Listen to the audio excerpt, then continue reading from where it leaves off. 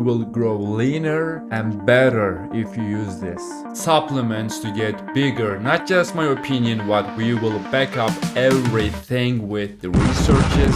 So the first off, the natty supplements will not make a lot of difference. They show it like it does because it is $160 billion industry per year. So that's how they make money. But for real, it doesn't make that a big difference if your diet is on point. And show you the best supplement. We will make a tier list for getting bigger. So let's get started. Of course, we have creatine at the first. It is the king of the supplements till today. It is mostly research supplement.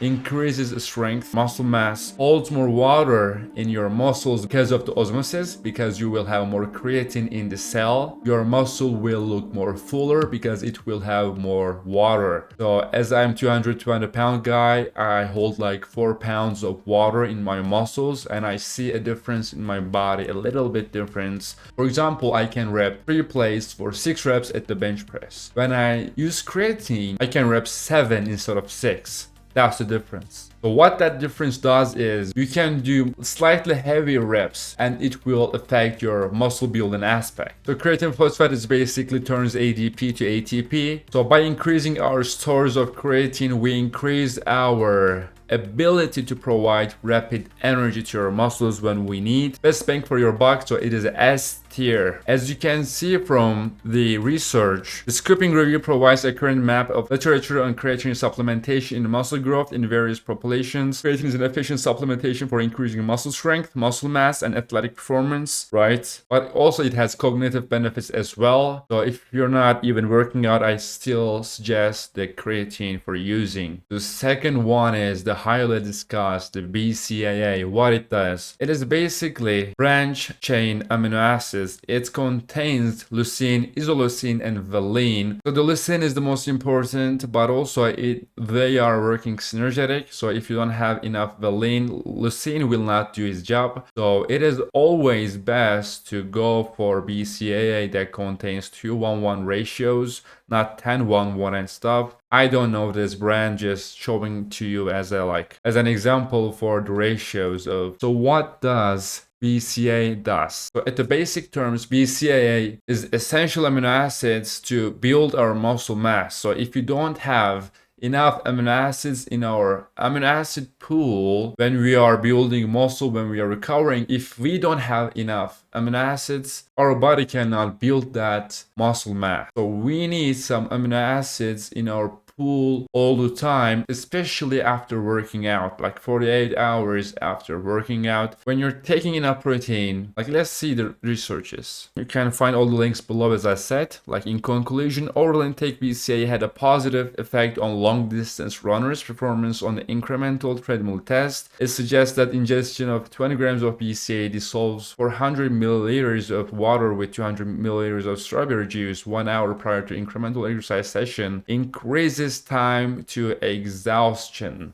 So if you're running, if you're doing combat sport, soccer, right? When you basically exhaust your muscles, BCAA can help to decrease the exhaustion. It can make like 5% difference. It's not huge, but if you're competitive, 5% means a lot. But also another research showed that like controlled diet, 1.2 grams per kg a day of protein with this much of BCAA for 8 days result in decreased perception of soreness in resistant training individuals with several years of experience. However, BCAA supplementation in the fashion provides a minimal protective effect on attenuating other indirect makers of muscle damage following eccentric-based resistant exercise. So, therefore, when it consumed with a diet consisting of 1.2 grams per kg a day protein, presumably higher daily protein intake, it appears BCAA effects on muscle recovery are negligible. But also, another study shows for this fundamental reason, a dietary supplement of BCAAs alone cannot support an increased rate of muscle protein synthesis. So what we can understand from that is, if you want to build muscle, if you're going to gym for hypertrophy to get bigger, BCAA is not that good for you. But if you're doing combat sports, if you're a runner, if you're playing soccer, and you can take it 1 hour before working out, and it can affect your energy levels, It can decrease your exhaustion levels. It's a poor selection if we want to build muscle, as you can see if you're taking enough protein. If you're not taking enough protein, first of all, take enough protein, use protein powder. We will get into that later. So it is a C tier. Other one is EAA, essential amino acid. The basic difference with BCAA is BCAA just contains 3 amino acids, but EAA contains 9 amino acids. So with the same scoop, with the same amount, you will get less leucine, isoleucine, and valine. Those are the best ones to joins our protein synthesis. EAA is basically the protein, the amino acids we have to take with our diet. Our body cannot produce and build those amino acids on its own. We have to take that. But if you're taking enough protein, you're probably taking enough EAA. EAA can be useful if you're a vegan, if you hate meat, if you cannot eat chicken, fish. It can be useful. So EAA and BCAA are different. So if you want to get bigger, BCAA is a better option, but on the other hand, it's not a good option at all. But EAA is worse than BCAA because it contains 9 amino acids. You can take those easily with the food or even protein powder. So EAA users are vegans or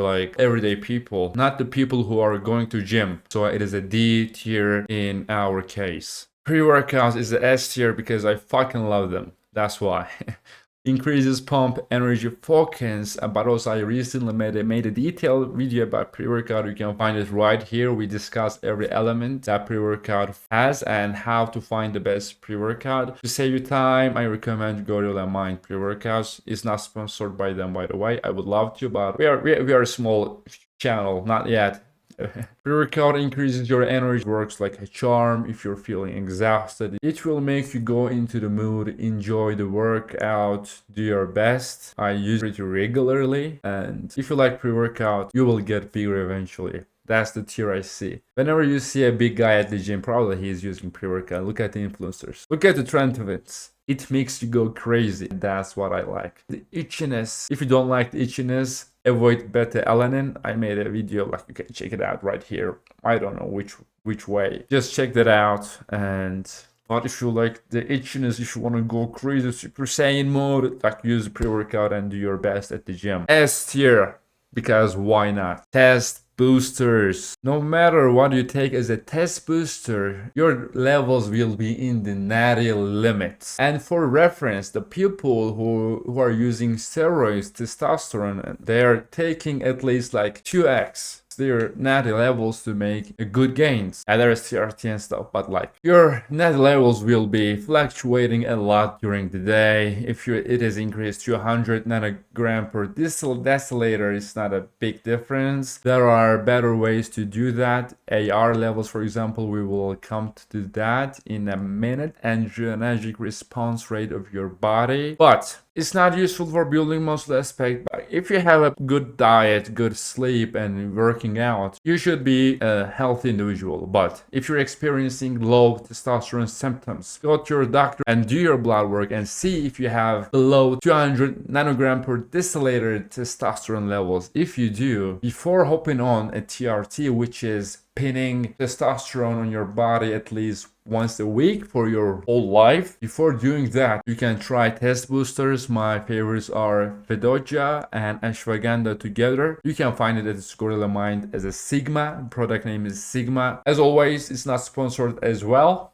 That's the product I trust. If you have a low testosterone but you're sleeping at 3 a.m., sleeping 4 hours per night, eating junk food, sugar every single day, not working out, if you have a higher than 30% body fat, or if you're too skinny, fix those issues first. So it is a D tier for our perspective to build muscle mass because we will stay in the natty levels, but it can affect a little bit, but I don't recommend it. So yeah, that's my list, bro. The D tier. Another one, protein powder. I know you've been waiting for this moment, huh? Essential if you cannot take enough protein. So all supplements are the same, guys. It is supplementation. If your diet is full, if your diet is consists every single one of these, you don't need any supplement at all. But if you don't have enough energy, use pre-workout. If you cannot take enough protein, use protein powder. It is pretty easy. You just drink one shake, 200 milliliters, and you're taking 25-30 grams of protein like that. So it is A tier because it is so easy to consume it, but also it is cheap. Gainer to build muscle, it is A tier. I know you're afraid of losing your health. It is not healthy, but it is better than fast food, guys. Do not worry, it will not kill you. It is A tier because it is easy calories without suppressing your appetite. So you can chalk 1,000-calorie gainer even after your meals. You get 1,000 calories just like that, and getting bigger and bulking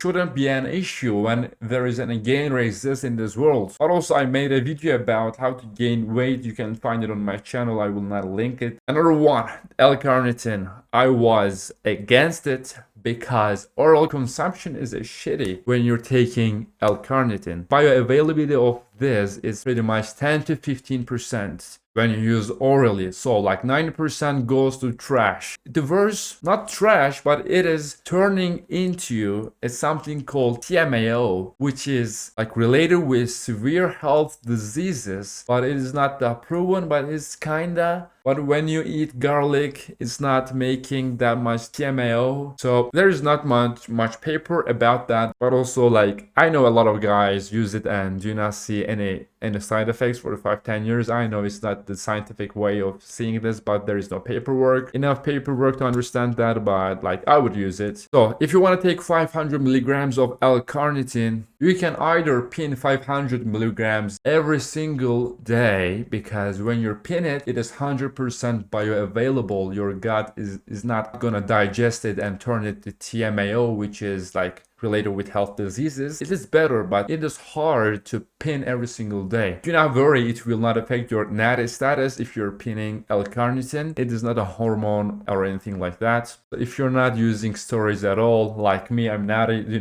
and you want to pin yourself every single day, that sucks, dude. Like, but also like 500 milligrams is pretty hard to inject it every single day. It is 2 milliliters of liquid every single day. It is kind of pain. If you don't want to use it, you want to take 4,000 to 5,000 milligrams of oral L-carnitine if you want to see the results. But I forgot to mention what it does for your body. It basically increases your AR and fat loss rate, so you can grow leaner, better, and you can cut easier, increasing your response rate to your testosterone. If you're natty, you can see more gains. If you're using drugs, you can see more. Like, I don't promote it, I don't use it, but if you're using your drugs, it can increase that as well. So it works. But also, like, you will see the difference if you use L-carnitine. Yeah, I love making these videos. Hey guys, that was it. The best supplement tier list to get bigger. Let me know what you want to see on this channel. If you like the video, make sure you subscribe, because I make videos like this and there's a high chance that you will like the other videos as well. And if you want to connect with me on a personal level, you can find my Instagram right below the video. And I'm answering every single DMs. Send me your best memes, best comments, best questions. Let's get big together, and I will see you guys at another video. Bye.